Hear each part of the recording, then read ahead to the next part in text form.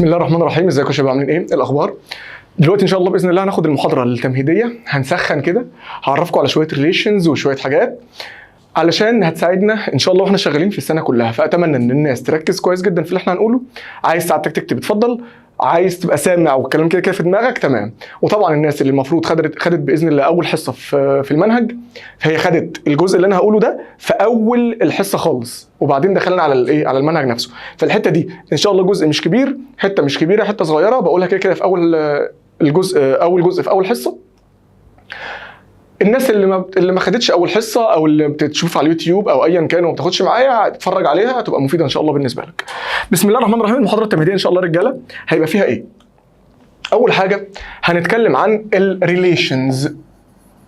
الريليشنز دي يا استاذ عبد الله والنبي، بص يا كوتش، الريليشنز دي هنقول عليها شويه حاجات مهمه جدا، سواء جرافس، سواء امتى الحاجه بتبقى دايركت وامتى بتبقى انفرس، وازاي نعمل ريشيو لاي حاجه في الخليقه، ازاي نعمل ريشيو لاي قانون في الدنيا. تمام. وبعدين هنتكلم مع بعض على اليونتس اللي احنا بنشتغل بالانترناشونال يونتس، وشويه تحويلات اللي هي المفروض ساعتها خدتها في اولى وثانيه ثانوي، بس قشطه هنأكد عليها. واخر حاجه خالص هنتكلم عليها هي مقدمه او حاجه كده زي مقدمه لبدايه المنهج اللي انت ان شاء الله هنبدا فيه بعد الحصه دي على طول. اوكي؟ طيب تعال نبدا بالريليشنز. هو انت زي صديقي بتعرف ان في اي حاجتين في الخليقه دايركت او انفرس مع بعض؟ والله يا عبد الله من القانون. طب تعال نشوف. بص يا كوتش، لو انا دلوقتي قلت لك ان x equal y over z، x equal y على z، لو انا سالتك x و y دايركت ولا انفرس؟ هتقول لي دايركت. طب x و z دايركت ولا انفرس؟ هتقول لي انفرس. ايه ده يا عبد الله؟ هو انا معلش، طب انا دلوقتي مش ما بعرفش هم دايركت ولا انفرس، ممكن تعلمني بمنتهى البساطه. اولا عشان تشوف في اي حاجتين في الخليقه، عشان تعرف اي حاجتين في الخليقه دايركت ولا انفرس مع بعض، لازم يبقى كل واحد فيهم على طرف من الايكوال. عشان تعرف ان اي حاجتين في الدنيا في اي قانون دايركت ولا انفرس مع بعض، لازم الحاجتين دول كل حاجه فيهم تبقى على طرف من الايكوال. يعني ايه؟ يعني حاجه على اليمين وحاجه على الشمال. وبعدين لو هما الاثنين على نفس الخط يبقوا دايركت، لو عكس بعض يبقوا انفرس. يعني لو الحاجتين اللي انت بتتكلم عنهم فوق يبقوا الاثنين دايركت، طب الاثنين تحت برضه دايركت، واحده فوق وواحده تحت يبقوا انفرس. يبقى القاعده اللي احنا هنتعلمها دلوقتي مع بعض علشان اعرف ان في اي حاجتين في الدنيا دايركت او انفرس مع بعض، اول حاجه لازم كل واحده فيهم تبقى على طرف من الايكوال. تعال نجرب. طيب اولا x equal y على z. طيب هي مش x دي يا اسطى يعني x over 1؟ x دي يعني x على 1. حلو. فلو انا سالتك كده x دي على 1، اوكي. لو انا سالتك x و y، لازم الاول في دماغي القاعده كل واحده فيهم على طرف من الايكوال. x على الشمال اهي، على شمال الايكوال، y على اليمين، يبقى كده x وواي كل واحده فيهم على طرف من الايكوال. هما الاثنين فوق يبقى هما الاثنين دايركت، يبقى الاكس والواي دايركت. طيب الاكس والزد كل واحده فيهم على طرف الايكوال، واحده فوق واحده تحت، يبقوا انفرس. طيب عبد الله، لو انا سالتك بقى يا استاذ عبد الله والنبي على واي وزد، انا سالتك مثلا على واي وزد، لو انت متسرع ومتخلف هتقول لي دول دايركت ولا انفرس؟ لا، هتقول لي والله مش عارف. ما انت ما طبقتش القاعده، ما انا قلت لك عشان اعرف ان في اي حاجتين في الدنيا دايركت ولا انفرس كل واحده فيهم على طرف من الايكوال. هل كده كل واحده فيهم على طرف من الايكوال؟ لا يا باشا، خلاص خليهم انت كل واحده فيهم على طرف من الايكوال. اعمل ايه؟ اعمل كروس مالتيبليكيشن. تعرف يا اسطى تعمل كروس مالتيبليكيشن؟ لا. طب تعالى اعلمك بمنتهى البساطه. اهو y ملتبلاي 1 ايكوال x ملتبلاي z، ده في ده ايكوال ده في ده. اوكي، يبقى x y ملتبلاي 1 يعني y ايكوال x ملتبلاي z، يبقى x ملتبلاي z. حلو. انت بقى بتسالني على مين على مين ومين؟ بسالك على y وz. ادي الواي وادي الزد، كل واحده فيهم على طرف من الايكوال. وهما الاثنين فوق. ازاي هما الاثنين فوق؟ ما هي دي على 1 قلنا ودي على 1. امين. يبقى كده هما الاثنين كل واحده فيهم على طرف من الايكوال وهما الاثنين فوق، يبقى كده واي وزد انفرس. كلام سوري دايركت، كلام مظبوط. يبقى كده واي وزد دايركت. يبقى اذا عشان اعرف ان في اي حاجتين في الخليقه، اول قاعده دايركت ولا انفرس مع بعض، لازم كل واحده فيهم تبقى على طرف من الايكوال، ولو هما الاثنين في نفس المكان يبقوا دايركت، سواء الاثنين فوق دايركت ولو الاثنين تحت برضه دايركت. طيب لو عكس بعض يبقوا انفرس. ناكد بكمان اكزامبل معلش عشان ازود لك نوته. طيب هنقول مثلا A على B equal X على Y. ماشي. تعال نقارن بين A و X، كل واحدة فيهم على طرف من الايكوال وهما الاثنين فوق يعني دايركت. طيب B و Y، كل واحدة فيهم على طرف من الايكوال، ده أهم شرط، وهما الاثنين تحت، يبقى برضه الاثنين دايركت. طيب A و Y انفرس، B و X انفرس، X و Y معرفش، هما الاثنين على نفس الطرف، خلصانة، هات واحدة فيهم من الناحية الثانية، اعمل كروس مالتيبليكيشن، يلا يا قلبي. اهو الناس اللي ما بتعرفش نعمل واحد كروس مالتيبليكيشن مع بعض واحده واحده. يبقى اذا A ملتبلاي Y يبقى A ملتبلاي Y ايكوال X ملتبلاي B، X ملتبلاي B. انت بتسالني على مين ومين؟ بسالك على X و Y، خلصانه. فين X؟ اهي. فين Y؟ اهي. كل واحده فيهم على طرف من الايكوال، وهما الاثنين فوق، ما هو ده على 1 وده على 1، طالما هما الاثنين فوق يبقى اذا هما الاثنين دايركت. ولكن في حاجه يا كوتش لازم نزودها في الكلام اللي احنا بنقوله ده عشان الكلام يبقى مظبوط 100%. طبعا قبل ما اكمل، لو الناس حست ان انا بتكلم بسرعه شويه، ساعتك بطئ سرعه الفيديو عادي، انت بتتفرج على اليوتيوب، فمحدش والنبي يبعت يقول لي مستر، ولا من الناس اللي بتاخد معايا ولا الناس اللي بتتفرج، مستر انت بتتكلم بسرعه. معلش، لو انت حسيت ان انا بتكلم بسرعه بطئ الفيديو شويه. بس انا ليه بقول بريتم سريع؟ علشان اولا ما تزهقش، ثانيا ما تسرحش، فحاول كده تركز معايا. طيب خلينا بقى نقول كمان معلومه عشان الكلام ان شاء الله يبقى مظبوط 100%، الا وهي، اسمع بقى، عشان يبقى فيه اي حاجتين في الخليقه دايركت او انفرس مع بعض، لازم تكون كل واحده فيهم على طرف من الايكوال. امين. لو هما الاثنين في نفس المكان، سواء الاثنين فوق او الاثنين تحت، يبقوا دايركت.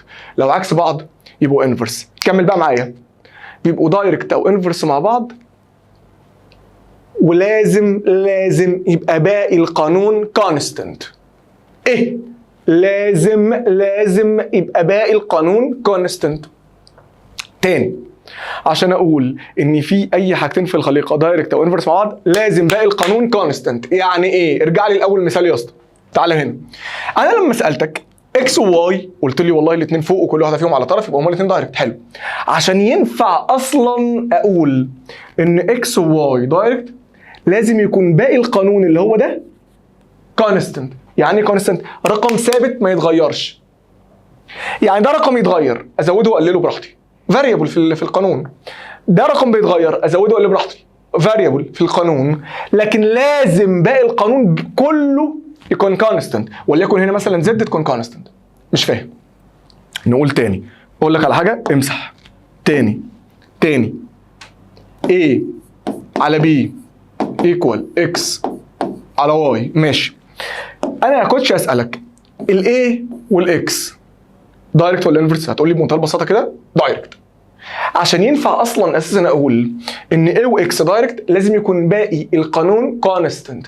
يعني لو سالتك طب بي اخبارها ايه؟ تقول لي كونستنت. طب واي اخبارها ايه؟ كونستنت.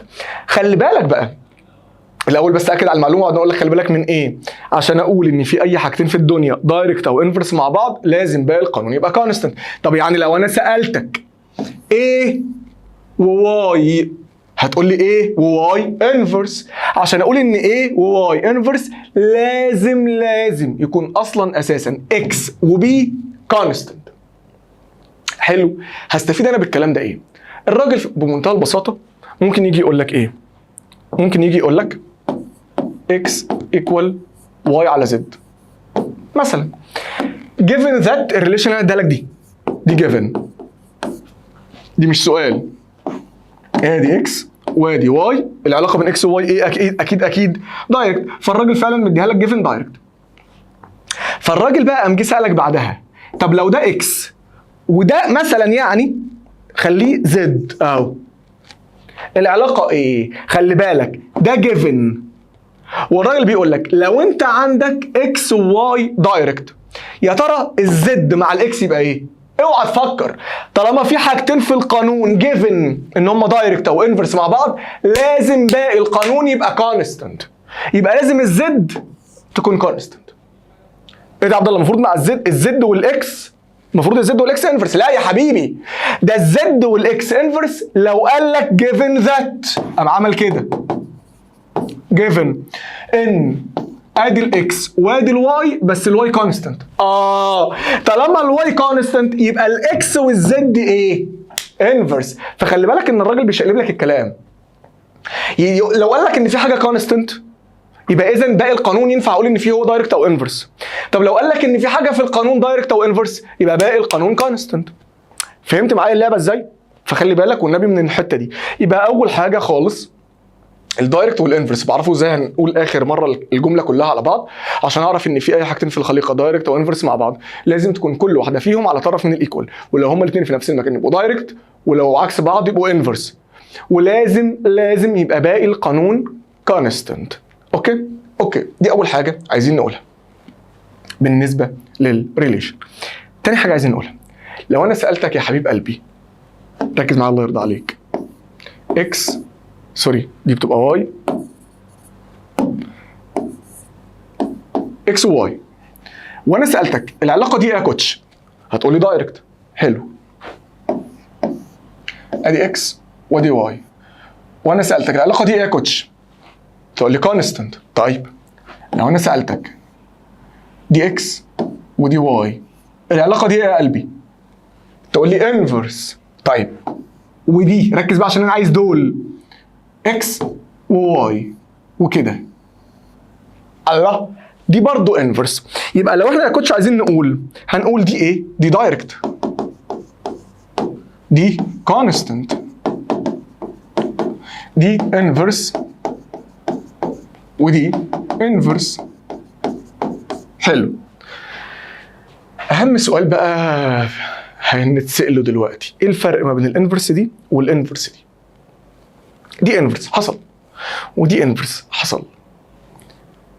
دي انفرس لو الانفرس اللي في القانون عن طريق ماينس، دي انفرس لو الانفرس اللي في القانون عن طريق ديفايدد. الله مش فاهم حاجه، صلي على النبي عليه افضل الصلاه والسلام. بص يا كوتش، تعال اديك شويه علاقات مهمه جدا نفهم بيها كل حاجه واحده واحده. لو انا قلت لك الواي بتساوي اكس على زد، خليها زد على اكس عشان تبقى الاكس ايه؟ خلاص يلا. الواي بتساوي ايه على ايه يا استاذ عبد الله؟ الواي بتساوي زد على اكس. خلاص طيب، وجنبها قلت لك الواي بتساوي زد ماينس اكس.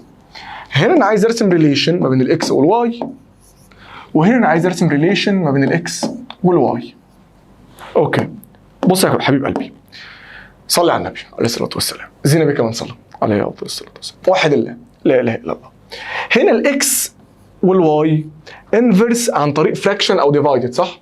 الانفرس اللي عن طريق فراكشن دايما بيتعمل انفرس كيرف مش ستريت لاين. طيب دي انفرس وفاهمينها. هنا اكس وواي انفرس ازاي بقى يا استاذ عبد الله؟ ركز بقى معايا. سيادتك عارف او لو مش عارف هتصدقني ان دايما الماينس بيعكس اللي بعده.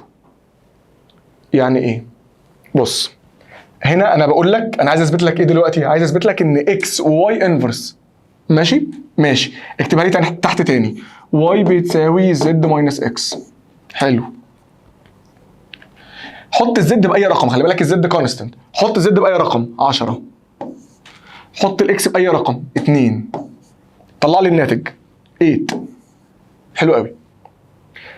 مين اللي ثابت في الليله دي؟ الزد، نزل الزد. انا عايز اثبت لك ان الاكس والواي انفرس. يعني ايه انفرس؟ يعني لو واحده زادت الثانيه تقل، او لو واحده قلت الثانيه تزيد، ده معناه انفرس. طب لو دايركت يعني الاثنين بيزيدوا مع بعض او يقلوا مع بعض، ده لو ده زاد ده يزيد، لو ده قل ده يقل. حلو، تعال نشوف بقى هما نتاكد ان هما انفرس ازاي بقى. ادي الماينس، زود اكس خليها 4، اي رقم. 10 ماينس 4 6. الله بص الاكس حصل لها ايه؟ الاكس كانت 2 بقت 4 فالاكس زادت. الواي الزد كده ثابت، الواي كانت 8 بقت 6 فالواي ايه؟ قلت. يبقى اذا الاكس والواي ايه؟ انفرس، بس ده اسمه انفرس عن طريق ماينس، وانت المفروض عارف الكلام ده من ثانيه اعدادي او من اولى اعدادي كمان، ان دايما الماينس بيعكس اللي بعده لان هو دايما بيخلي العلاقه انفرس. حلو، فلو العلاقه في القانون بتاعنا ما بين سواء اكس وواي او اي تو فاريبلز، دايما لو هي انفرس عن طريق ماينس لازم تكون انفرس ستريت لاين. ده الفرق ما بين الانفرسال كيرف والانفرسال ستريت لاين. يبقى اذا الانفرسال كيرف عباره عن ايه؟ انفرس عن طريق فراكشن، لكن انفرسال ستريت لاين انفرس عن طريق ماينس. طيب خد بالك من شويه الريليشنز دي الله يرضى عليك. يلا ارسم لي العلاقه هنا بان الواي بتساوي ام اكس. ارسم لي العلاقه طبعا ما بين اكس وواي، الواي بتساوي ام اكس بلس سي، والواي بتساوي ام اكس ماينس سي. تعال بسم الله الرحمن الرحيم، بسم الله الرحمن الرحيم. يلا يا قلبي، اكس واي اكس واي اكس واي. هنا العلاقه بين اكس وواي دايركت. حلو، دي دايركت، ركز معايا كده. هنا العلاقه بين اكس وواي دايركت وبادئه من الزيرو اهي. حلو، هنا العلاقه بين اكس وواي دايركت، هنا العلاقه بين اكس وواي دايركت بس مش بادئه من الزيرو. هوبا، ده كان اسمه ايه يا زميلي؟ تانية اعدادي وتالتة اعدادي. ده كان اسمه ايه؟ ده كان اسمه انترسبتد بارت وذ واي اكسس. ده النقطة اللي انا بخبط فيها في الواي اكسس عشان ابدا ارسم الرسمة بتاعتي سواء دايركت او انفرس. تاني ركز معايا لو انت فاكر، ده الواي اكسس، ده الاكس اكسس. كان الكوفيشنت اوف اكس ده كان السلوب اصلا، بس مش قصتنا دلوقتي. فده الواي اكسس، ده الاكس اكسس، ده السلوب، وده الرقم اللي بيبقى لوحده على جنب ده ولا لازق في الاكس ولا لازق في الواي. ده كان بيبقى اسمه ايه؟ انترسبتد بارت وذ واي اكسس. دي النقطه اللي انا بخبط فيها في الواي اكسس عشان ابدا ارسم. فهنا النقطه اللي انا هخبط فيها في الواي اكسس بالبوزيتيف ولا بالنيجاتيف؟ بالبوزيتيف. يبقى انا هخبط في الواي اكسس في الرقم اللي هنا ده بالبوزيتيف اهو، وليكن هنا مثلا. وبعدين ارسم العلاقه عاديه خالص بين اكس وواي اللي هي دايركت، يبقى هي بالبوزيتيف، وبعدين ارسم العلاقه الدايركت بتاعتنا عاديه خالص. طيب تاني اللي تحتها اكس وواي. اوعى تقول لي ايه ده عبد الله ده في ماينس يبقى العلاقه انفرس. هو يا متخلف اللي العلاقه انفرس، هو اي حاجه. انا عايز علاقه بين اكس وواي. اكس اهي، الواي اهي، الاكس اهي. الاكس يا حبيبي قبلها بوزيتيف عادي. خلي بالك انا مش اي نيجاتيف في المساله اروح اعملها انفرس. لا اصحى والنبي الله يرضى عليك، ركز. انا عايز علاقه بين اكس وواي، الواي قبلها بوزيتيف والاكس قبلها بوزيتيف عادي. النيجاتيف دي بتاعت مين يا حبيبي؟ النيجاتيف دي بتاعت الانترسبتد بارت وذ واي اكسس. فركز معايا. يبقى اذا انا هنا هخبط في الواي اكسس عادي بس في رقم بالنيجاتيف، يبقى الانترسبتد بارت وذ واي اكسس هيكون رقم بالنيجاتيف تحت هنا كده مثلا. وبعدين العلاقه بين اكس وواي دايركت عادي خالص. دايركت، بادئه من النيجاتيف ودايركت. ايه المشكله؟ تمام؟ مش فاهم؟ لا انا مش فاهم الصراحه، انا مش فاهم. طب ما تيجي نقول تاني.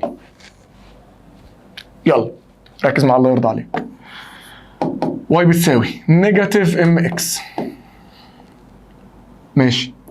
واي بتساوي سي ماينس ام اكس. واي بتساوي نيجاتيف سي ماينس ام اكس. ارسم لي الثلاثه دول يا كوتش. يلا بسم الله الرحمن الرحيم. اكس واي اكس واي اكس واي. تعالى يا كوتش، هنا العلاقه بين اكس وواي انفرس عاديه خالص، صح؟ تعالى بس عشان ده كده هيقرفنا شويه. لحظه، طلعه فوق سيكا. يلا، هنا العلاقه بين اكس وواي يا كوتش انفرس عاديه خالص وبادئه من الزيرو. طب عبد الله، اولا انا ايش عرفني انها انفرس؟ الواي بوزيتيف لكن الاكس قبلها ايه؟ نيجاتيف. خلاص، يبقى اذا في نيجاتيف قبل الاكس، يبقى اذا العلاقه انفرس وبادئه من الزيرو عشان ما فيش انترسبت بارت، يبقى بادئه من الزيرو وادي الانفرس. عسل. هات اللي تحتها برضو، نظبط الرسمه معلش شويه عشان تبقى الرسمه مظبوطه. يلا، ادي الاكس وادي الواي. هنا العلاقه برضو بين اكس وواي انفرس. ليه؟ الواي قبلها بوزيتيف لكن الاكس اهي قبلها نيجاتيف، يبقى النيجاتيف بتاعت الاكس اكيد. ماشي، يبقى اذا العلاقه انفرس. بس هنا بقى في انترسبتد بارت وذ واي اكس اهو.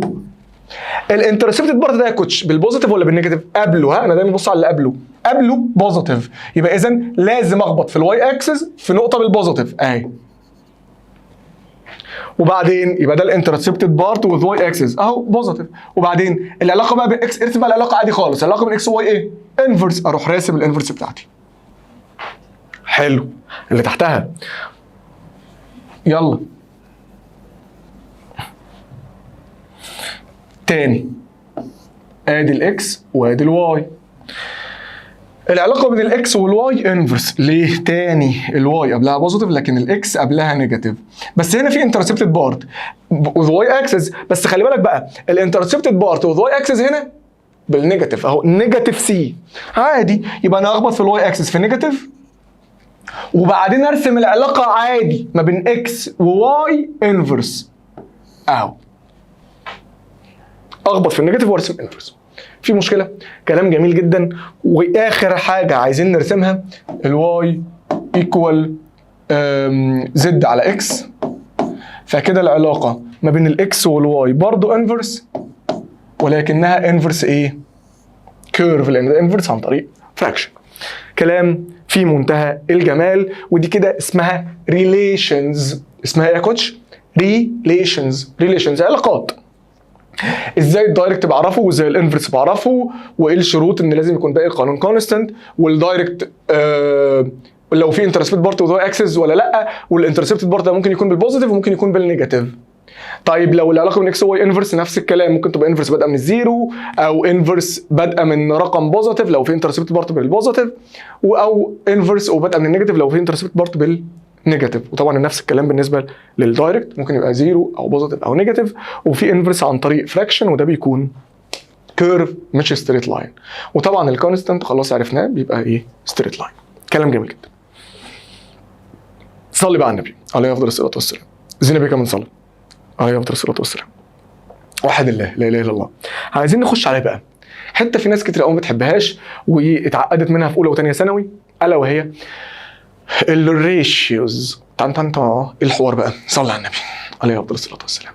عايزين نتعلم يا حبيب قلبي نعمل ريشيو لاي قانون في الخليقه. نعمل ريشيو لاي قانون في الخليقه. طيب تعالى برضو نلعب اللعبه اللي احنا بنلعبها دي، اكس وواي واي وبي والهبل ده. يلا لو انا قلت لك مثلا اكس، هنا بقى عايزين نعمل ايه؟ ريشيو ها ايكوال واي على زد. حلو. انا عايز اعمل ريشيو للقانون ده. طيب اولا دي قاعده لازم تعرفها، اي كونستنت في الريشيو بيطير. اي كونستنت في مسائل الريشيو بيطير. فلو انت عندك رقم كونستنت مثلا وليكن زي الجرافيتي اللي هي الجي، اللي انت عارف ان جي 9.8 او ب 10. حلو. لو انت عندك في القانون مثلا الجرافيتي اللي هي الجي، وانت عايز تعمل ريشيو للقانون ده، طيرها. اي كونستنت في الريشيو بيطير. فلو انا لو فرضنا ان انا اديت لك جيفن ان الزد ده رقم كونستنت زي الجرافيتي مثلا، فالزد ده رقم كونستنت شيله، وانا عايز اعمل ريشيو وانا عايز اعمل ريشيو، انا ما بشيلوش في المسائل العاديه عشان التخلف، انا بشيله في الريشيو. ماشي. وليكن الزد ده رقم كونستنت زي الجرافيتي مثلا، فانا هشيله. انا عايز اعمل ريشيو فانا هشيله خلاص عشان كونستنت. خلاص كده العلاقه بين اكس وواي بقت دايركت عاديه خالص. فهنعمل الريشيو ازاي؟ هعمل كده اكس 1 على اكس 2. هي يا كوتش مش العلاقه دايركت؟ يبقى تكتب الطرف الثاني بنفس الترتيب، يعني بتساوي واي 1 على واي 2. تاني لو انت بتعمل ريشيو والعلاقه بتاعت سيادتك دايركت، فانت بتكتب الحاجات بنفس الترتيب. يعني افرض انا كتبت هنا اكس 2 على اكس 1، هي مش دايركت مع الواي؟ يبقى تكتب بالواي بنفس الترتيب، واي 2 على واي 1. كده انت عملت ريشيو. طبعا دي تطلع نفس النتيجه بتاعي عادي. طيب لو انا كتبت افضل لك قانون تاني، اكس ايكوال واي على زد، بس القانون الواي المره دي هي اللي كونستنت، وليكن الواي المره دي هي اللي زي الجرافيتي، فهنشيلها من القانون عشان انا عايز اعمل ريشيو، وفي الريشيو اي كونستنت بيطير. حلو. دلوقتي العلاقه بين الاكس والزد ايه؟ انفرس. لو انا عايز اعمل ريشيو ما بين حاجتين انفرس بتعكس الترتيب. يعني ايه؟ يعني عايز اعمل اكس 1 على اكس 2، فيبقى اذا زد اعكس بقى 2 على زد 1.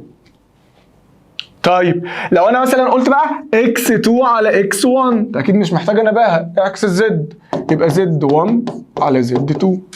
حلو. طب افرض انا بقى يا استاذ عبد الله قلت لك ان الاكس بتساوي واي على زد، بس ما فيش حاجه كونستنت، كله فاريبل، ينفع؟ طبعا عادي ينفع. اعمل لي ريشيو بالراحه بقى. هتبقى x1 على x2. طبعا انا بعلمك انت اللي تعمل قانون الريشيو لاي قانون في الدنيا. ايكوال، شد الفراكشن بتاعك. هتمسك واحده واحده وتكتبهم بالراحه. الواي دايركت ولا انفرس؟ الواي دايركت يا كوتش، اكتبها لي بنفس الترتيب. y1 على y2. الزد دايركت ولا انفرس يا كوتش؟ انفرس، اكتبها لي بس بالشقلوب. يبقى اذا z2 على z1. وطبعا ده كله او الاثنين دول اكيد بينهم ايه؟ بينهم ملتبلاي، يعني اكيد مش محتاج انبه. بس ما فيهاش حاجه خالص، اقسم بالله سهل قوي. طيب عبد الله، افرض بقى هو اداني جيفن، بص ركز معايا، هو اداني جيفن الاكس 1 والاكس 2 والزد 2 والزد 1، وهو عايز الواي على الواي 1 على واي 2. عادي يا اسطى، هات الناتج ده والناتج ده واعمل كروس مالتيبيكيشن، او اعمل شيفت سولف زي ما انا علمتك في الحصه، او زي ما هعلمك برضو بعد شويه. طيب عبد الله، ما ينفعش لو انا عايز مثلا واي 1 على واي 2 اعملها بطريقه ثانيه؟ ينفع، وده اللي انا بقى عايزك تشغل دماغك فيه. لو انا كنتش عايز اي حاجه اجيب لها الريشيو بتاعتها، خليها في طرف وباقي القانون كله في طرف.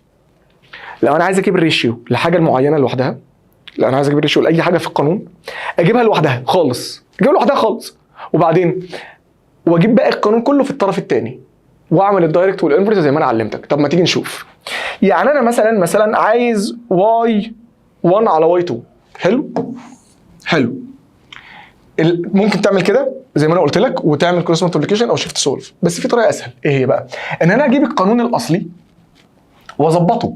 مش انا عايز ريشيو واي 1 على واي 2، يعني عايز ريشيو الواي خليها لوحدها في طرف وباقي القانون كله في طرف، خلصانه. يبقى لو انا هعمل كروس مالتيبيكيشن يبقى واي ملتبلاي 1 اللي هي واي ايكوال اكس ملتبلاي زد، اكس ملتبلاي زد.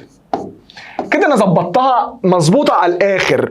اعمل ريشيو في 3 ثواني. فلو انا عايز واي 1 على واي 2 اعمل ايكوال الاكس دايركت يبقى اكس 1 على اكس 2، والزد برضه دايركت يبقى زد 1 على زد 2، وطبعا بينهم ملتبلاي دول. يعني هنا كده بينهم ملتبلاي يا قلبي. ايه رايك؟ سهله في اللالا لاند، اقسم بالله في اللالا لاند. لا يا عبد الله معلش، طب بقول لك ايه كمان واحده. انا عايز ريشيو الزد، انا عايز زد 1 على زد 2. يا اسطى ماشي يا اسطى، اعمل كروس مالتيبيكيشن وهات الزد لوحدها. يلا بلون تاني. يبقى نعمل طبعا نفس الكروس مالتيبيكيشن تاني. يلا واي ملتبلاي 1 ايكوال واي ايكوال اكس ملتبلاي ايه؟ زد، اكس ملتبلاي زد. يا عبد الله بس انا عايز الزد، انا عايز زد 1 على زد 2. ما خلاص يا اسطى، ما تخلي الزد لوحدها. عبد الله هي كده مش لوحدها؟ لا طبعا، ما هي لازقه في الاكس اهي، خليها لوحدها خلاص. يبقى اذا عشان اخلي الزد لوحدها اجيب الاكس بالايه؟ بالديفايد، مش محتاجه نباهه، خلصانه. هتبقى الزد بتساوي، هات الاكس بالديفايد، هات الاكس بالديفايد يبقى واي على ايه؟ واي على اكس. في مشكله؟ لا. اعمل لي بقى الريشيو 3 ثواني، الريشيو تخلص 3 ثواني. انا عايز ايه؟ زد 1 على زد 2 بتساوي الواي دايركت بنفس الترتيب يا زميلي، يبقى واي 1 على واي 2.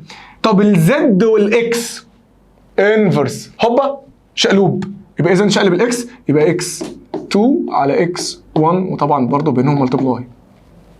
بس يبقى اذا لو انا عايز اعمل الريشيو بتاعت اي حاجه في الدنيا، هاتها في طرف لوحدها في الايكوال، وباقي القانون كله في طرف. اللي دايركت معاك تبقى بنفس الترتيب، واللي انفرس شقلبه. فيها حاجه دي؟ لا. اي ريشيو في الخليقه حتى لو ل 500 حاجه، خلي بالك الريشيو مش لازم تبقى حاجتين 3 بس، ممكن تبقى اكتر. اوكي طيب ماشي.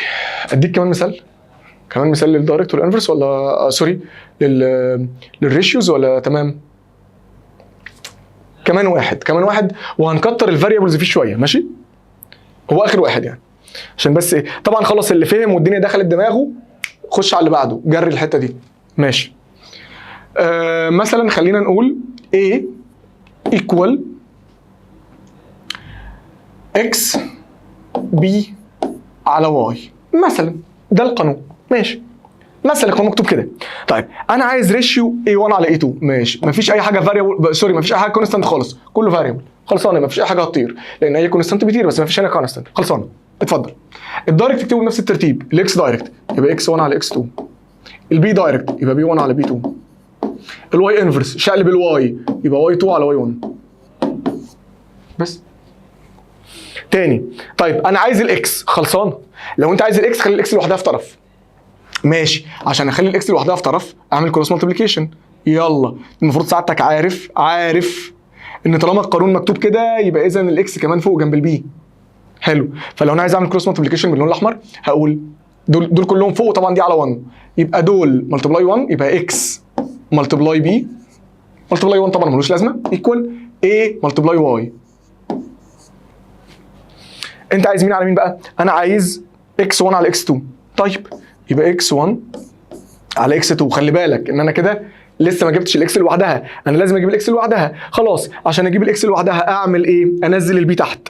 عشان اجيب الاكس لوحدها انزل البي بالديفايد اهو، يبقى كانك هتمسح البي من هنا وتكتبها فين؟ وتكتبها هنا اهو. كانت ايه؟ في 3 ثواني الريشيو خلصت.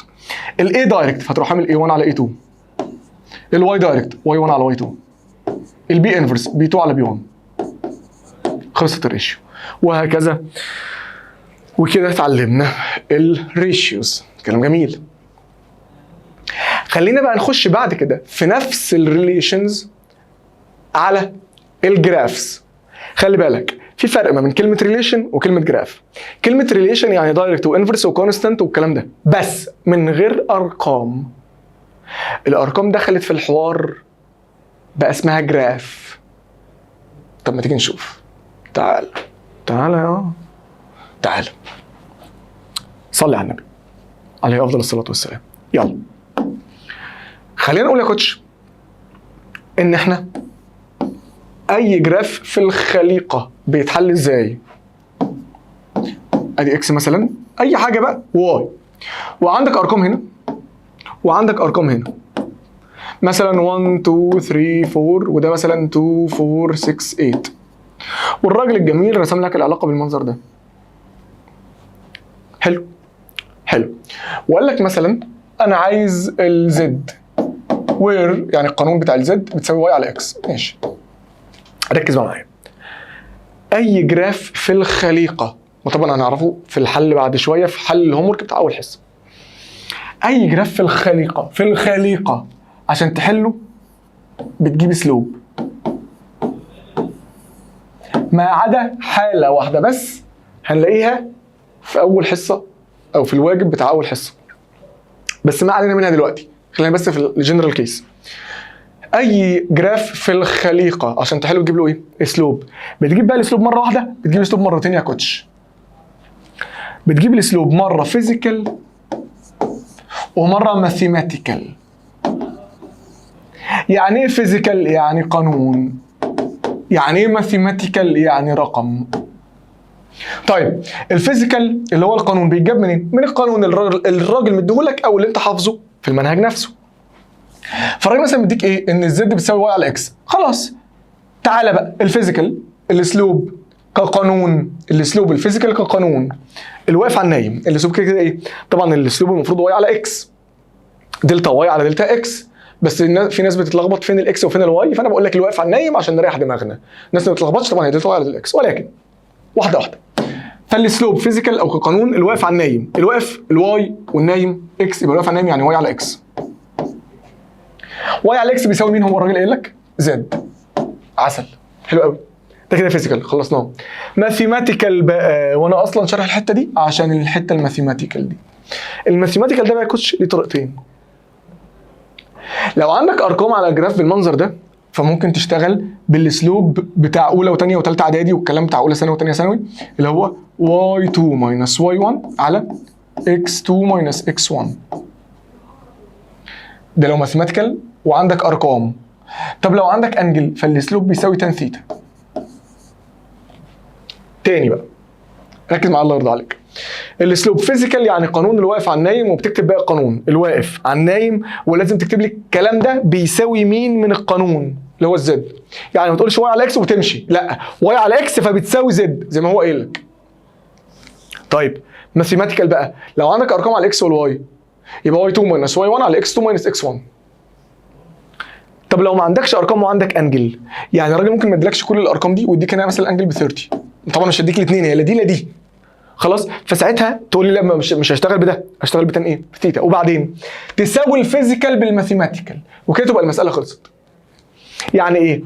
يعني انا عملت الاسلوب كفيزيكال واي على اكس ايكوال زد، وبعدين ماثيماتيكال y2 minus y1 على x2 minus x1. تعالى بقى نعوض عشان نجيبه بكام الاول. مثلا يلا خد نقطه سميها ايه 2 نقطه سميها 1. هناخد مثلا النقطه اللي في الاخر دي 2 والنقطه مثلا دي اللي هي مثلا دي كده نقطه 1. يلا y2 اهي 4 minus y1 2 x2 8 minus x1 4. طلع لي الناتج والنبي يا كوتش. يبقى ده 2 على 4 يعني هاف. يبقى اذا السلوب ماثيماتيكال بهاف، فيزيكال بزد، يبقى ده بيساوي ده، يبقى الزد بتساوي هاف، وهو ده الراجل كان عايزه، كان عايز الزد اساسا. يبقى اذا يا حبيب قلبي عايزك تبقى مركز قوي وانت بتحل. تعالى نعمل كمان واحده، كمان واحده معلش، خدني على قد علي وجاريني، ها جاريني ماشي. يلا يا قلبي صلي على النبي عليه افضل الصلاه والسلام. ايه العلاقه ما بين خليها A و B وعندك جراف، بس الجراف ده مديلك الراجل هنا انجل بقى، مش مديلك ارقام ب 30، وجيفن ذات القانون اللي انت تشتغل بيه او اللي انت حافظه اي حاجه، ان الاي بتساوي بص اي ارقام L B على M. حلو حلو. وجيفن ذات في المساله جيفن ايه يا استاذ عبد الله؟ جيفن ذات ان ال ب2 فايند الام. ماشي بالراحه خالص بقى. انا مش قصتي هو عايز ايه ولا مش عايز ايه ولا الدنيا دي كلها. اعمل ايه؟ ركز معايا الله يرضى عليك. اجيب سلوب كم مره؟ مرتين زي ما عبد الله قال لي، مره فيزيكال يعني قانون، وماثيماتيكال يعني رقم، واساوي ده بده. حلو قوي. اتفضل هاتوا فيزيكال يعني قانون، الواقف على النايم او الواي على اكس، واي على اكس او الواقف على النايم اللي هو مين على مين؟ بي على ايه؟ معلش خلي ده الايه، معلش يا جماعه، خلي ده الايه وده البي، هنعكسهم بس عشان تبقى المساله مظبوطه او اسهل يعني. ماشي يلا. الواقف على النايم ايه على بي. حلو ده فيزيكال، ها قانون لسه. الواي على الاكس او الواقف على النايم ايه على بي، لازم اكتب باقي القانون. هو بما ان هو ايه على بي يعني كاني هجيب البي دي هنا بالديفايدد، صح؟ كاني هجيب البي دي تحت هنا كده. ما انا عايز ايه على بي، يبقى كاني البي اللي هنا دي هجيبها هنا بالديفايد. لما جبتها فضل ايه على ايه، يبقى اذا ايه على بي لازم اكتب باقي القانون يعني ال على ام، ده الباقي. او ممكن حد يحلها بطريقه اسهل، يقول لي بقول لك يا استاذ عبد الله هو مش اساسا القانون كان كده؟ الطريقتين صح طبعا. قلت له اه. قال لي انت كتبت ايه في الاسلوب وانت بتكتب الاول؟ قلت له كتبت ايه على بي، خلصانه، اللي تكتبه اشطبه برضه صح، واكتب الباقي، مفيش مشكله، الاثنين صح. يبقى اذا الاسلوب في الاول ايه على بي، شطبتهم فضل ال على ام، يبقى لازم اكتب باقي القانون ال على ام. حلو. ماثيماتيكال بقى تاني، الماثيماتيكال بيكون بطريقتين، لا اما y2 minus y1 على x2 minus x1، لا اما تان ثيتا حسب الجيفن. هنا سعادتك هتضطر تشتغل بتان ثيتا عشان عندك الانجل اللي هو تان 30. حلو. يبقى اذا ال ساوي بقى ده بده، يبقى اذا ال على ام ايكوال تان ثيتا. تعالى بقى نعوض يا كوتش او يا قلبي اي حاجه. يلا ال بكام يا؟ ال جيفن ب2، هو عايز الام ايكوال تان الانجل بكام؟ ب 30. فتروح عامل كروس مالتيبليكيشن او شيفت سولف وتجيب مين؟ الام. فده بقى اللي انا بحكي فيه يا كوتش، ان عشان سيادتك يا حبيب قلبي تعرف تشتغل جرافس وتجيب اي انون في الخليقه من اي جراف وانت بتحل بالراحه من غير تسرع. هي قاعده عامه، بجيب الاسلوب مرتين، فيزيكال وماثيماتيكال، وبساوي ده بده. اهم حاجه لما اجيب الفيزيكال اجيب الواقف على النايم واكتب باقي القانون. الماثيماتيكال ليه طريقتين، لما y2 minus y1 على x2 minus x1 لو في ارقام، لا اما تان ثيتا. اوكي. كان ممكن بقى الراجل يسالك سؤال تاني، ما يديلكش ارقام خالص في الموضوع، ما يديلكش دي، ويسالك يقول لك ايه؟ يقول لك بص في الاخر انا عايز اعرف عندك خطين، الخط ده اسمه x والخط ده اسمه y، عايز اعرف الام بتاعت مين اكبر، عايز اعرف الام بتاعت مين اكبر. الام اللي هي دي. ماشي. فانت هتشتغل نفس الشغل وتقول ايه على بي وتروح شاطبهم من القانون، يبقى ال على ام. مفيش ارقام ومفيش انجلز، اعمل ايه؟ طالما مفيش ارقام ومفيش انجلز اشتغل برضو بتنسيتا. يبقى لو في ارقام بشتغل بالواي 2 ماينس 1 على اكس 2 ماينس اكس 1 اللي هو على الاكس. لو في انجل بشتغل بتان ثيتا. طب لو ولا في ارقام ولا في انجل برضه اشتغل بتان ثيتا. دان. حلو. فهنوصل لنفس الناتج ان الايه؟ ال على ام ايكوال تان ثيتا. هو بقى عايز ايه؟ الام بتاعت مين اكبر، اكس ولا واي؟ خلي بالك بقى حاليا انا ممكن اعمل كذا حاجه. هي مش ال ده رقم كونستنت؟ شيله. ممكن اعمل ريشيو وممكن اعمل ريليشن. الاول تعالى نعمل ريليشن. الراجل عايز مين اكبر من مين؟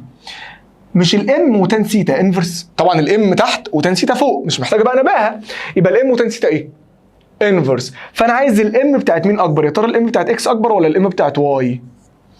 الام والانجل انفرس، يعني انا عايز مين اكبر؟ يبقى اللي الانجل بتاعته صغيره الام بتاعته كبيره، ما هو انفرس. تاني انا وصلت لنفس الحاجه اهو. هو عايز يعرف الام بتاعت مين اكبر. ال ثابت قمت شيلته. بشوف بقى العلاقه بين الام والثيتا. الام والثيتا انفرس. انا عايز الام الكبيره يبقى الانجل لازم تكون صغيره. يبقى اللي الانجل بتاعته صغيره الام بتاعته كبيره. فين الانجل بتاعت اكس؟ اهي. فين الانجل بتاعت الخط اللي اسمه واي؟ اهي. خلي بالك انا دايما باخد الانجل من الهوريزونتال لاين. دايما باخد الانجل كامله من الهوريزونتال لاين. خلاص. يبقى اذا فين الام بتاعت الخط اللي اسمه اكس؟ فين الانجل بتاعت الخط اللي اسمه اكس؟ اهي. فين الانجل بتاعت الخط اللي اسمه واي؟ اهي. تاني انا عايز الام كبيره يبقى عايز انجل صغيره. الانجل بتاعت مين الصغيره؟ بتاعت اكس. طالما الانجل صغيره يبقى الام كبيره، يبقى الام اكس هي الاكبر من ام واي. كلام جميل. خلي بالك كان ممكن بقى نعمل ريشيو. كان ممكن الراجل يدي لك جيفن مختلف تماما. كان يقول لك عارف الانجل بتاعت اكس دي ب 30، عارف بقى الانجل بتاعت واي دي كلها ب 60. انا بقى عايز الام بتاعت اكس على الام بتاعت واي. خلي بالك ان الاسئله في الجرافس ملهاش نهايه. الراجل ممكن يسال على اي حاجه. انا عايز ام اكس على ام واي، هروح شغال نفس الحوار. ال على ام ايكوال تان ثيتا. وصلت لحد هنا عادي. ال كونستنت شلته. اعمل ريشيو بقى. انا عايز ام اكس على ام واي، ريشيو بقى. يبقى العلاقه انفرس. يبقى ام اكس على ام واي ايكوال تان ثيتا واي، هنعكس بقى على تان ثيتا اكس. فتروح عامل تان الانجل بتاعت واي بكام؟ ب 60. والانجل على تان الانجل بتاعت اكس بكام؟ ب 30. تروح حاطط دول على بعض وجايب الريشيو اللي هو عايزها. وهكذا بقى. فمسائل الجرافس ما بتخلصش، ولذلك انت دايما بتشتغل بنفس الطريقه دايما في الاول. بجيب اسلوب فيزيكال وماثيماتيكال. فيزيكال اللي واقف على النايم واكتب باقي القانون. ماثيماتيكال لو في ارقام يبقى واي على اكس، يعني واي 2 على ماينس واي 1 على اكس 2 ماينس اكس 1. لو ما فيش ارقام وفي انجل فانا بشتغل تان ثيتا. وبعدين اساوي ده بده. في ارقام عوضت وخلصت. طيب في حاجه كونستنت شلتها وبعدين عملت ريليشن، يعني شفت دايركت ولا انفرس واللي مثلا الانجل بتاعته اكبر يبقى الحاجه اللي هو عايزها بتاعته اكبر او اقل حسب، او عملت ريشيو وهكذا. فعايزك تتدرب على الموضوع، والموضوع ان ندرب عليه من 30 مليون مره، مش مليون، 30 مليون مره. ماشي.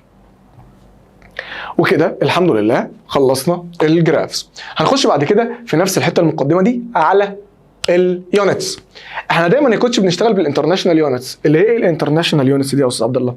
اللي هي المتر، الكيلوجرام، السكند في الوقت. خلاص. مثلا في الكهرباء في الانتنستي او في الكرنت يعني بنشتغل بحاجه اسمها امبير وهكذا. افرض انا جات لي يونتس مختلفه، يعني مثلا الراجل اداني اللينث بتاع كذا، اللينث بتاع اي حاجه يعني ب 2 مترز. الله جميل هشتغل بيها. طب افرض اداني اللينث بتساوي 2 سنتيمترز، لازم احولها للمتر. طب افرض اداني 2 ملم، لازم احولها للمتر. طب افرض الماس مثلا اداني الماس بتاع اي حاجه 2 كيلو جرام، اوكي. اداني مثلا افرض اداها لي 5 جرام بس، لازم احوله لكيلو جرام. افرض اداني التايم ب 1 اور، لازم احوله للسكند. فاهمين قصدي؟ فتعال نشوف التحويلات اللي لازم سيادتك تحفظها. ركز بقى معايا الله يرضى عليك. يلا. حد هيقول لي عبد الله يعني انا احفظها، يعني هي مش موجوده في كتاب المفاهيم؟ في اللي بيدولي في الامتحان ده مالكش دعوه يا اسطى. اليونتس تحفظها عشان تعرف تحل. اليونتس تحفظها عشان تعرف تحل، واللي انا بقوله يتعمل بعد اذنك. ماشي. طيب انا دايما عايز اوصل لليونت الاصليه. امين. فلو انا عندي سنتي، سواء بقى سنتيمتر، سنتي امبير، خلي بالك السنتي مش لازم تيجي مع سنتيمتر على فكره. السنتي دي يونت بتيجي مع اي حاجه في الخليقه. فلو السنتي اي سنتي لليونت الاصليه، يعني مثلا لو من سنتيمتر لمتر، من سنتي امبير لامبير، هكذا يعني.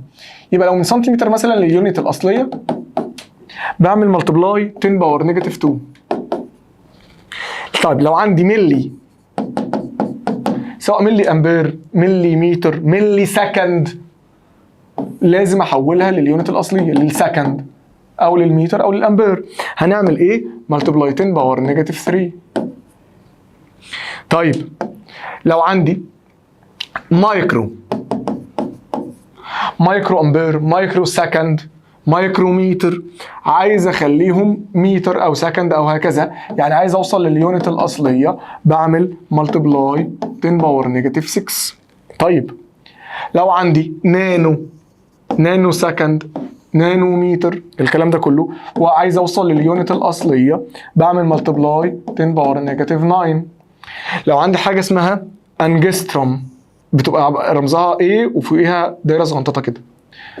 الانجستروم يا جماعه دايما بتتحول للمتر. الانجستروم دي مالهاش اي تحويل غير للمتر بس. فالانجستروم بتكون تحويلتها ايه؟ ملتبلاي 10 باور نيجاتيف 10. طيب لو انا عندي مينت، المينت دي عايز اخليها اكيد سكند، فبعمل ملتبلاي 60. طيب لو عندي اور، مش محتاجه يعني، مش فاهم ايه ده. لو عندي اور وعايز اخلي اور دي مينت، برضه كده اعمل هنا ملتبلاي 60. طب لو هنعكس، طبعا انت عارف بقى هنا لو هنعكس هنعمل كل ده ايه؟ ديفايد نفس الارقام. طيب لو انا مثلا عندي، ممكن تبقى اليونت كبيره، كيلو متر، انا كده بشتغل بالمتر، او كيلو جرام، او فاهم قصدي؟ يعني لو كيلو متر للمتر بعمل ملتبلاي، خلي بالك الكيلو متر ده كبير، للمتر يبقى اعمل ملتبلاي 1000، يعني 10 باور 3. خلاص. في حاجه اسمها ميجا، دي برضو حاجه اكبر، الميجا ملتبلاي 10 باور 6. في حاجه اسمها تيرا، التيرا ده ملتبلاي 10 باور 9. اوكي لا سوري، التيرا ملتبلاي 10 باور 12، انا بس بفتكر. الجيجا هي اللي ملتبلاي 10 باور 9. ماشي. طبعا هم المهمين يا جماعه اللي على الشمال دول، هم المهمين انت ساعتك بتشتغل بيهم. اوكي. طيب وبعدين يا استاذ عبد الله، اخر حاجه بقى عايزين نقولها في الانترودكشن او المقدمه او المحاضره التمهيديه الجميله قوي دي، انك ايه؟ صلي على النبي عليه الصلاه والسلام. زين النبي كمان صلى عليه افضل الصلاه والسلام. وحد الله، لا اله الا الله. بص يا حبيب قلبي، دلوقتي بص، جاريني في اللي انا هقوله، يعني لما اوصل للي انا عايزه هقول لك في الاخر، بس طول ما انا شغال جاريني وخلاص. عندك برميلين مليانين ميه، اوكي، واحد مليان هنا لحد هنا كده، والتاني مليان لحد هنا، وفي بينهم ماسوره. طبعا الماسوره دي مخرومه من ناحيتين، اوكي اهو. وبعدين انا سالتك الميه هتمشي ازاي؟ هتقول لي يا عبد الله الهبل ده سؤال عبيط قوي، اكيد يعني الميه هتمشي كده. قلت لك ليه؟ قلت لي ان ده مليان وده اقل شويه فالميه تمشي كده. قلت لك صح، بس انا عايز السبب العلمي. ليه يا صاحبي الميه تمشي من هنا لهنا؟ هتقول لي بمنتهى البساطه، لو انا بقى راجل بفكر علميا هتقول لي والله بالمنطق، النقطه دي في الماسوره عليها هاي بريشر، والنقطه دي في الماسوره عليها لو بريشر، فالميه مشيت من النقطه اللي عندها هاي بريشر للميه اللي عندها لو بريشر. هقول لك طب الميه هتفضل ماشيه من هنا لهنا لحد امتى؟ هتقول لي لحد ما الاثنين يبقوا على نفس الليفل، يعني لحد ما الميه هنا تيجي هنا والثانيه تيجي هنا. ليه؟ بقى البريشر متساوي، فما فيش بريشر ديفرنس. خلي بالك ما فيش ايه؟ بريشر ديفرنس. فساعتها لما يبقوا البريشر متساوي، يعني ما بقاش في فرق في البريشر، ما بقاش في بريشر ديفرنس، الميه وقفت. يبقى لو انا سالتك هي الميه كانت ماشيه ليه؟ الميه مشيت ليه؟ قلت لي هنا عشان في هاي بريشر، وهنا اللي في لو بريشر، يعني في بريشر ديفرنس، فالميه مشيت. واول ما الديفرنس ده اختفى، اول ما البريشر ديفرنس ده اختفى، الميه ثبتت. بص يا كوتش، دي القاعده العامه لحركه اي حاجه في الخليقه، ان يبقى في نقطه البدايه او النقطه اللي الجسم هيتحرك منها عندها هاي انرجي، والنقطه الثانيه فيها لو انرجي، فالجسم يتحرك من الهاي انرجي لللو انرجي لحد ما الانرجيز تتساوى، الجسم هيقف. عبد الله انا مش فاهم حاجه، ده اولا. ثانيا دي ما كانتش انرجي، دي كانت بريشر. قلت لك صح، ما هو البريشر ده كنتش نوع من انواع الطاقه، البريشر ده نوع من انواع الطاقه، ولذلك عشان اي جسم في الخليقه زي الميه او زي اي حاجه تانية تتحرك من نقطه لنقطه، لازم تتحرك من النقطه اللي عندها هاي انرجي للنقطه اللي فيها لو انرجي، او من الهاي بريشر لللو بريشر. ولما الانرجي تتساوى او لما البريشر يتساوى، الميه بتقف. ودي القاعده العامه لحركه اي حاجه في الخليقه، وده اللي احنا نستخدمه في اول حصه في المنهج. خلي بالك دي مش اول حصه، احنا بندردش لسه، بندي مقدمه يعني. اوكي؟ وبالتالي عشان اي جسم في الدنيا يمشي لازم يمشي من الهاي انرجي لللو انرجي. يعني لو انا قلت لك القلم ده عندي اهو، ده القلم، اوكي؟ القلم هنا كانت طاقته 10، طاقه القلم هنا كانت كام؟ 10.